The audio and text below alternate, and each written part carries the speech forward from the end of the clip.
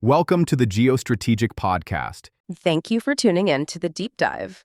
We are here to deliver the essential intelligence you need, extracted directly from the sources that matter, providing a shortcut to being well-informed on the world's most dynamic conflicts. China just did the unthinkable. They didn't just run a drill, they aired a national broadcast showing exactly how they plan to take down India's elite Rafale fleet. In the high-stakes Xuchang Simulation, it wasn't just 8 versus 6. It was a brutal test to see if Western tech could survive China's new AI-driven system warfare.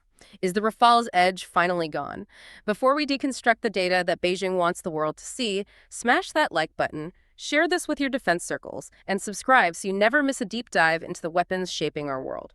Now I want to hear from you. Is China's confidence real, or is this just a massive propaganda bluff?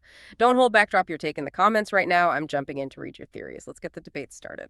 Okay, let's unpack this. So our mission today is really to get under the hood of why Beijing would just, throw decades of operational secrecy out the window. We've got sources on the geopolitics, the tech, the economics. Let's start with the big question, the intent. Well, what's so fascinating is that this simulation, this J-16 versus Rafale scenario, it wasn't really training, not in the traditional sense. It was a well-crafted strategic move. A piece of communication. Exactly.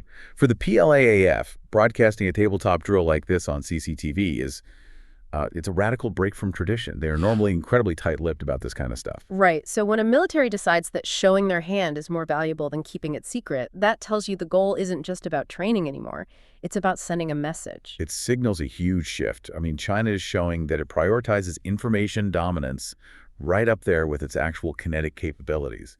They're using the drill itself as a tool of statecraft. And the timing, of course, isn't accidental. This went out in late December 2025, right in the middle of ongoing border tensions with India along the LAC. Absolutely.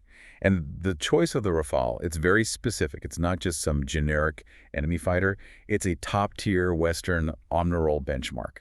So by targeting the Rafale, they're essentially giving a nod to India as a serious player. They're recognizing them as a credible, equivalent challenger, one that they feel they have to publicly show they can beat. It's a very, very pointed message. The official PLA line was something like testing tactics against foreign powers. Pretty standard stuff. It is standard boilerplate, yeah. But the analyst Song Zhongping really put his finger on it. He said this public broadcast is deliberate strategic communication. It's about telling everyone, from their own citizens to decision makers in New Delhi, look how confident we are in our systems. And that brings us to the really interesting part, the core of their message. This wasn't a dogfight. It wasn't about pilot skill, J-16 versus Rafale one-on-one. Not at all. The sources are clear. This was a system against systems battle. The goal was to test the suppression of the entire destruction chain. Okay, so break that down for us. What's the destruction chain? It's everything that allows a jet to fight. It's the sensors, the data fusion, the C2 nodes, the electronic warfare suites, and then finally the missiles themselves. So you don't just shoot down the plane. You blind it, you deafen it, and then you shoot it down. That's the idea. And the tabletop format they use in Xuchang, which involved, I think, 20 different PLA units and academies, is perfect for this. Why is that? Because they can simulate these incredibly risky, complex scenarios. Things like saturating an area with electronic attacks or firing massive volleys of long-range missiles. You can do that on repeat in a simulation. Without the cost and without the political risk of doing it for real near disputed borders. Exactly. No political fallout. But the real game changer here, the tech they were so keen to show off, was the artificial intelligence algorithm. Right. This wasn't just a pre-scripted scenario. No, the AI was dynamic. It was adjusting the simulated Rafale's tactics in real time. It forces the Chinese planners to react, to get on that machine speed decision cycle.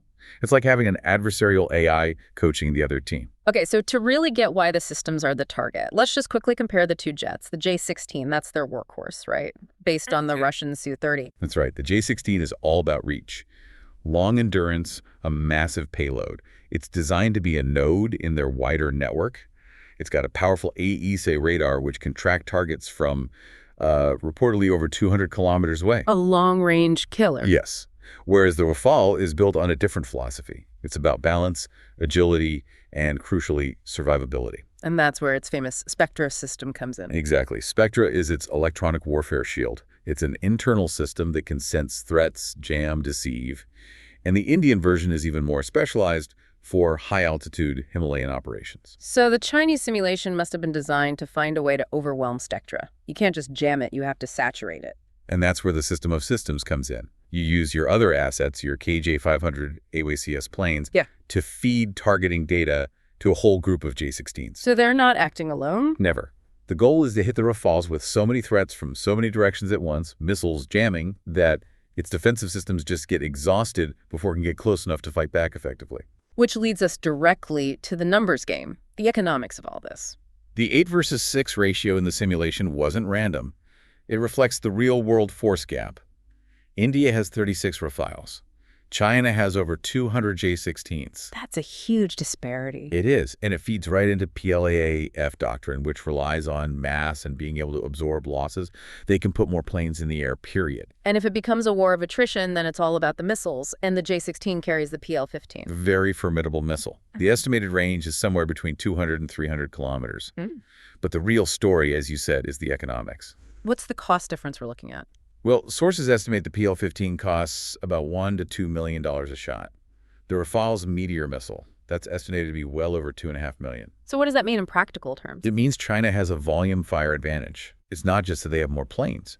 They can afford to launch more missiles more often. They can sustain a rate of fire that would put immense pressure on India's small, very expensive fleet. And this leads to some very different interpretations of what this drill actually means. It really does. You have Indian commentators, like Air Marshal Anil Chopra, who see this mostly as propaganda. They point to the Rafale's track record in exercises, pilot quality, things like that. But analysts outside of India seem to be taking it a bit more seriously. I think so, yes. Analysts like Colin Coe see it as a calculated show of restrained force. The goal isn't just to brag, it's to reset expectations and stop India from assuming it has technological parity just because it bought a Western jet. And inside China? On their defense forums, it's seen as definitive proof. Proof that they have both a qualitative and a quantitative edge because of their missile range and sensor network. It just reinforces their own narrative. Stepping back, this has implications far beyond the Himalayas, doesn't it? It feels like a statement about air power across the entire Indo-Pacific. It certainly puts a lot of pressure on New Delhi. It highlights their fleet size problem, for one, and it creates a real sense of urgency to speed up their own programs, like the AMCA fighter, to become more self-reliant. Another thing China showed off here wasn't just a jet. It was their digital training infrastructure. That's a really sharp point. They showed they can refine tactics against a top-tier platform like the Rafale without ever having to fly a real jet near the border. They can just iterate over and over in the digital world. Which aligns with where their entire military seems to be going, right? This data-driven, multi-domain warfare concept. Absolutely. The J-16 doesn't fight alone. It's networked with stealthy J-20s with KJ-500s providing the eyes in the sky. The whole system is designed to engage from so far away that the Rafale's agility in a close-in fight might not even matter. And underlying this entire conversation is the massive economic gap. You can't ignore it. China's defense budget is over $230 billion. India's is around $75 billion. That difference pays for everything. More training hours, more missiles, bigger reserves. That economic depth is the foundation for this whole system. It really hammers home the point that future air combat isn't about which plane has the better spec sheet. No.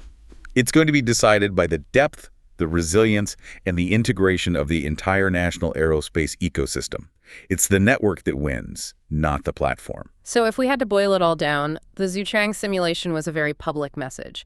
It was China telling the world that its concept of network warfare, backed by sheer mass, is ready to take on the best of Western technology. It's perception shaping. Which leaves us with a final and, I think, pretty provocative thought for our listeners to chew on.